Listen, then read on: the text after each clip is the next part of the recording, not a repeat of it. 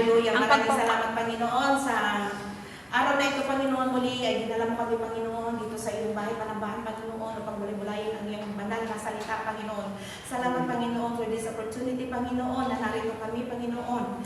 Ama, narito kami nagpapakumbaba, Panginoon. Ano man, Panginoon, mga hadlangan, mga hindrance, Panginoon. Hindi ka lugod-lugod.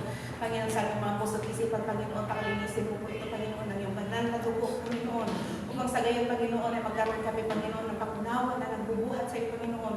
Upang ang iyong mga salita namin, kung bumalayan, Panginoon, ay maunawaan namin, Panginoon, at mailakan namin ang naaayon sa kalooban mo, Panginoon. So, balik wala kami magagawa, Panginoon, kung wala ka sa aming mga buhay, Panginoon. Kaya, Panginoon, inaanyayahan ka namin, Panginoon, ay ikaw ang maghari, Panginoon. Maghari ang iyong banal na Espiritu sa aming mga buhay, Panginoon. Panginoon, salamat, Panginoon, sa iyong pagmamahal sa amin, Panginoon. At pinili namin, Panginoon, na pumunta dito, Panginoon, na makinig ng iyong mga salita, Panginoon. Dahil ilang beses mo nang pinatunayan sa aming Panginoon, ano man ang aming mga kinakaharap, Panginoon, ay sapat ang iyong grasya, Panginoon. Hindi ka nagkukulang. Kaya, Ama, maraming salamat, Panginoon. Lahat ng distraction ng kaaway na hindi namin inaaraw sa lugaring ito. In Jesus' mighty name, Panginoon, ang mga salita mo, Panginoon, nalalabas sa ating mga labi, Panginoon, ay tawag mga nais mo lamang, Panginoon, at walang magagaling sa ating Panginoon. Lord, maraming pong salamat. I commit to you everything, O Lord Jesus Christ. Let His Holy Spirit lead me, Panginoon, and be with me, Abba Father. Ito pong aking samdalain. In Jesus' name I pray. Amen. Amen. Hallelujah. So, doon po sa Deuteronomy 28:1-2 ay ibinigay sa Israel habang sila ay nakatayo sa gilid ng lupang pangako. Isang paalala na ang mga pagpapala ng Diyos ay hindi basta-basta. Ang mga ito ay nakaugat sa relasyon at pagsunod. So, napakahalaga po yung relasyon natin sa ating Panginoon at sumunod sa Kanyang mga pinag-uutos. Marami pinag-uutos ang Panginoon sa atin at Kanya-Kanyang conviction tayo. Iba-ibang ating mga tawag, kaya iba-ibang conviction sa atin. Kaya nasa sa atin kung anong susundin natin, susunod pa tayo sa pinag-uutos ng Panginoon. Dahil tayo, alam ko naman na tayo naririto ay hindi na tayo mga batang Christian, mga natatanda na tayo. So alam ko na meron na tayo mga natutunan at kaya na natin labanan ang mga tentasyon dahil dito sa mundo maraming tentasyon. At ang alam natin at hindi relingin sa atin, alam natin na mayroong dalawang buhay sa kabilang buhay. Ito ay sa pupunta sa langit at sa inuulit ko sa langit-langitan. So, saan po natin gustong pumunta? So, tinatawag pa rin ng Diyos ang kanyang bayan ngayon upang lumakad at naayon sa kanyang salita. Ang pagsunod ay hindi lamang tungkol sa pagsunod sa mga tuntunin. Ito ay tungkol sa sapat na pagtitiwala sa Diyos upang sundin ang kanyang pamumuno. Kapag sumusunod tayo sa kanyang kalooban at namuhay ayon sa kanyang mga lituntunin, inialay natin ang ating sarili na tanggapin ang kanyang pabor, hindi lamang sa material na mga bagay, kundi sa kapayapaan, layunin at banal na proteksyon. Habang binubuksan natin ang ating mga puso, naway muling matuklasan natin ang kagalakan at kapayapaan ng pagsunod sa tipan ng ating tapat na Diyos. So, tatalakayin po natin ang lahat tungkol sa pagsunod. Una po, ang pagsunod ay dumadaloy mula sa relasyon. Sumusunod tayo hindi dahil sa takot, kundi dahil sa pagmamahal at paggalang sa Diyos. Ganito. Doon po sa John 14:23, sumunod si Jesus, ang umiibig sa akin ay tumutupad ng aking salita. Iibigin siya ng Ama at kami pupunta at mananahan sa Kanya. At sa John 14:15, kung iniibig ninyo ako, tutuparin ninyo ang ating mga utos. So, nasa sa atin po yun. Yes. Kasi karamihan gusto ng pagpapala pero ayaw sumunod. At pangalawa po, itinataas ng Diyos ang masunurin. Kapag sumusunod tayo, humahakbang tayo sa posisyong inihandog ng Diyos. Kapag nagpapasakot tayo sa Diyos, ito ay isang anyo ng pagsunod. Siya ang nag-aangat sa atin, hindi tayo. Promosyon ay nagmumula sa Panginoon. Amen. Ito ay mapakita sa Acts 75 verse 6-7. Hindi sa silangan, hindi sa kanluran, hindi sa timog o sa hilaga man magmumula, hatol na inaasahan, tanging Diyos lamang ang siyang hahatol sa mapapahamak o sa magtatagumpay. So, nasa ating pong mga gawa. Doon sa Santiago 4:10, magpakumbaba kayo sa harapan ng Panginoon at itataas niya kayo. Ito ang mahirap gawin ng isang Kristiyano, hindi ba magpakumbaba? Lalo kung may nanakit sa atin, gusto natin magiganti. But glory to God, wala na sa atin ang gano'n, hindi ba? Pero oo, kasi kapag gano'n ang ano natin, talagang hindi natin mararanasan ang kapayapaan na nakukuha sa Panginoon. So marami na tayong mga narinig na mga salita ng Panginoon sa mga preaching, sa mga Bible studies, sa mga sharing. So alam na po natin, nasa atin po ang banal na espiritu at mayroon tayong kapangyarihan na labanan ang mali sa tama. Mga Kawikaan 3:1-4. Sabi niya dito sa 1, anak ko, huwag mo kalimutan ang aking kautusan, kundi ingatan ng iyong puso ang aking utos. Pangalawa, sapagkat karamihan ng mga araw ay mga taon ng buhay at kapayapaan ay madadagdag sa iyo.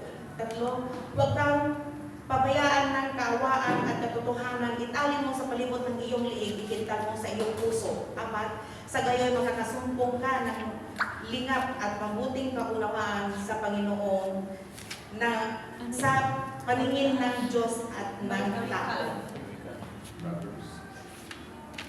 Sa Kawikaan 3:1-4 ay nagtuturo sa atin na huwag natin kalimutan ang mga utos ng Diyos at ingatan ito sa puso. Sapagkat ito ay magbibigay ng mahabang buhay, kapayapaan at pagpapala mula sa Diyos at tao. Habang naghihikayat din na mahalin at isa pamuhay ang kaawaan at katotohanan. Isa pamuhay ang kaawaan at katotohanan.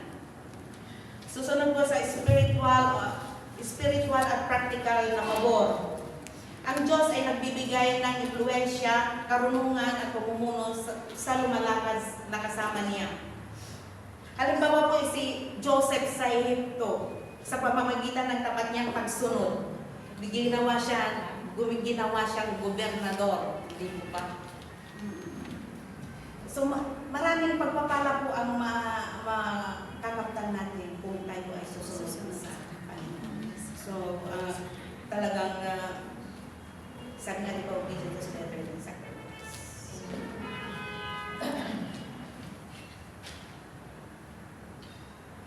Malawak ang pagpapala. Nasa Deuteronomy 28:3-14. Mababasa natin lahat doon. Lahat ng pagpapala kung tayo susunod. Lahat ng gawa ng ating kamay ay kanyang pagpapalain. Lahat ng bunga ng ating katawan ay kanyang pagpapalain. Ang ating mga lupain ay kanyang pagpapalain. Ang ating mga bagahan ay kanyang pagpapalain. Tayo'y sa itaas lamang, hindi tayo kailangan magpapasa ilalim. Tayo'y ulo, hindi tayo buntot. Tayo'y magpapautang sa maraming bansa at hindi tayo umutang. Yan ang mga pangako ng Panginoon. Kung tayo susunod, madali lang naman sumunod, hindi ba? Tignan natin yung mga Israelita po. 11 days lang dapat nakarating na sila sa Promised Land, pero sa kanilang katigasan ng ulo, inabot sila ng 40 years. Kaya tayo, huwag tayong magtaka kung bakit din tayo ay nahihirap. Kasi alam na natin, kasi tayo. Natitigas din ang ulo. Disobedient. So, malawak ang magpapala doon sa Deuteronomio. Sa totoo lang noon, nung malakas na lindol, naalala ko ang lindol, may lindol kagabi, naramdaman niyo mga kapatid? Kagabi. Yung malakas na lindol noon, di ba? Dalawa na nagkasunod yun na ang lakas. Alam mo, pag nasa sitwasyon na tayo na ganun, doon tayo tumatawag sa Panginoon talaga ng totoong pagtawag. Hindi ba? Repentance talaga na, talagang totoong repentance na. Antayin pa ba natin? Tapos, nung sabi ko, nagbabasa ko ng Bible, ito ang ibinigay niya talaga sa akin na verse. Sa Deuteronomy talaga, 28. Ito ay pagpapala at yung pag hindi ka rin susunod, nandun yung mga curse. Kaya lahat ng ipinapagawa ng Panginoon sa akin ngayon, ginagawa ko. Kasi ayaw ko sa mga curse. Kasi mga sakit, ganyan. Lahat mga ilulupin niya, mga pamilya, mga ganun yung ano niya dito. Kaya ito ang ano ng Panginoon sa akin. Kaya kung ano pinapagawa ng Panginoon sa akin, walang mahirap.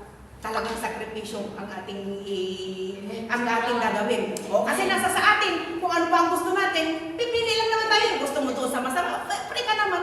Gusto mo sa mabuti, sa mabuti. Pero kung sa mabuti, hindi naman tayo pupunta sa mabuti kung walang pagsubok. Kaya dapat sa mga pagsubok, nandun yung ano natin, yung tatag natin, kaya nga lalo tayong magpakalalim sa Panginoon para magkaroon tayo ng pundasyon. Kasi sa mga nangyayari ngayon, mga partial pa lang ito. Marami pang darating na mga bagay-bagay na ano. Pero napaka-bless natin kasi alam na natin mangyayari. Kung alam na natin ang gagawin natin, siya lang ang ating sandigan. Amen. Kagaya si Goliath ang natin, di ba? Hallelujah. Matatapos na tayo. So, sa application na. Bakit mo na pinapatala? Suriin ang iyong buhay. Amen. Amen. Nasa Corinthians 3:5. Suriin ninyo ang iyong sarili kung talagang tunay ang iyong pananampalataya. Siyasatin ninyo mabuti ang inyong sarili. Amen. Amen.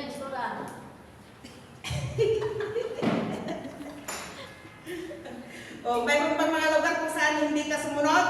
Meron bang utos ang Diyos na inilagay sa iyong puso na hindi mo agad sinunod? Kayo lang nakakalam mo. Kasi ako, sinusunod ko. Tapos sa Panginoon, pastoral tayo. Pangalawa, magtiwala at sumunod. Nasa Kawikaan 3:5-6. Magtiwala ka ng buong puso sa Panginoon at huwag kang manalig sa iyong sariling kahulungan. Alalahanin mo ang Panginoon sa lahat ng iyong gawin. Ginagawa at ituro niya sa iyo ang tamang landas. Deuteronomy 5:13. Mamuhay kayo ng ayon sa kanyang mga utos, sa gayon sasagana kayo at haba ang buhay ninyo sa lupain sa pagpili niyo. Di ba maraming mga sa Bible ganyan, yung mga nagkasakit tapos pinagaling ng Panginoon, sabi niya dadagdagan mo pa ang iyong buhay, mamumuhay ka pa na ganito. So kung susunod tayo, pag hindi tayo susunod, pag magkasakit natin, kaya kapag nasa Panginoon tayo, ang grasya ng Panginoon ay, ano yan, walang hanggan. Habang may buhay, may binibigyan pa kita ng pag-asa na magbago. Kagaya kagabi, hindi natin alam mahiga na tayo itong lumidolay kung yun ang pagdating ng Panginoon ko. So, ang puso natin nasa tama ng hindi. Kasi pastor, hindi na kami nakapanalangin. Napagod na kami, nakahiga na lang kami ganun. Ay, ganun. Nung lumidol din naman tayo, Jesus, ay pala na hindi ba? Bakit nangyayari mga bagay-bagay na ganito? Katatapos lang namin sa kusina. Sabi namin, magpahinga muna tayo. Hindi na kami nakadasal. Higa na kagad. Konting minuto lang, ay nag-shake ng Panginoon. Hindi ba? Sa mga bagay na gano'n. Kung yan na pagdating ng Panginoon, tigot.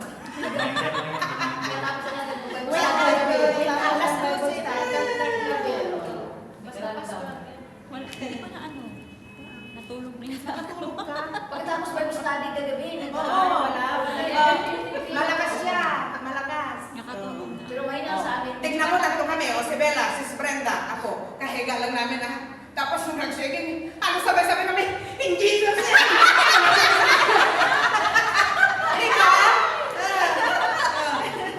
Pero kung wala tayo sa Panginoon, hindi pa punta tayo sa labas.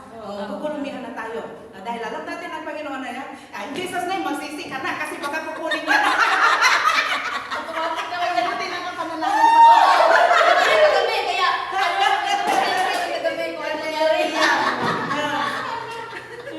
Ang pagsunod ay nangangailangan ng pananampalataya, pagtitiwala ng paraan ng Diyos, ang pinakamabuti. Sa pangatlo, muling ipangako sa pakikipagtipan. Sa Joshua 24:15. Ano sabi natin dito? Makipagtipan tayo ulit sa Panginoon. As for me and my household, we will serve the Lord. Amen.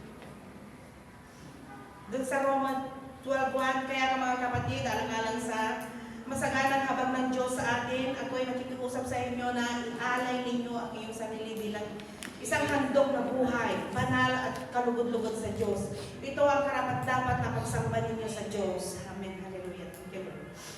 Bumalik sa isang pamumuhay na lubusang nagpaparangal sa Diyos sa araw-araw na mga desisyon sa loobin at pagkilos. Conclusion na tayo. Pastor. Ang pagsunod ay hindi tungkol sa pagiging perfecto. Ito ay tungkol sa direksyon. Itakda ang iyong puso sa pagsunod sa Diyos. Kahit na mahirap, sinasalubong niya tayo at ng biyaya at kapangyarihan niya. Lumakad na sumusunod. Ang mga pagpapala ay inihanda na para sa atin. Malinaw ang tipan na pagpapalain ng Diyos ang mga sumusunod sa Kanya. Amen! Amen. friend, si Cecilia. Tapos may natutunan tayo mga kapatid. Mag-share na po ang bawat isa. Ay, may time pa. Kompleto Ricardo's na. Oo, kompleto na. Sinira. Share kayo nagwan. Bahagi. Ay, may Ang topic natin is mga pagpapala sa pagsunod at ang scripture natin is nasa Deuteronomy 28, 1-2. Amen. Kasi kung babasahin natin itong buong Deuteronomy na ito, isang pagpapala ay isang curse sa mga hindi sumusunod. Kaya natatakot ako sa mga curse dahil grabe, kaya sumusunod ako kasi ito yung ibinigay sa akin ng Panginoon. Noong lumindol, sabi ko. Kaya kahit mahirap, walang mahirap, susunod ako Panginoon kasi ayaw ko. Kasi dapat pati buong pamilya. Babasahin niyo yung buong Deuteronomy 28. Ang ganda ng mga pangako niya sa mga pagpapala, uloyin mo yun. Lahat ng gawin natin kami kasi pagpapalain. Bunga ng ating katawan, bunga ng ating lupain, mga bakahan natin. Sa taas lang tayo, hindi mawas sa ilalim. Ulo tayo, hindi buntot. Tayo magpapautang, hindi tayo uutang. Amen. Oo. Share ang kapatid. Mga bata pa, una. Tapos. Ayan na, si Pastora. Oy, Pastora. Dito na. Sorry, kuya. So, willing talaga. So, may verse din ako na i-share sa umaga nito. Ang Diyos ng buhay. So,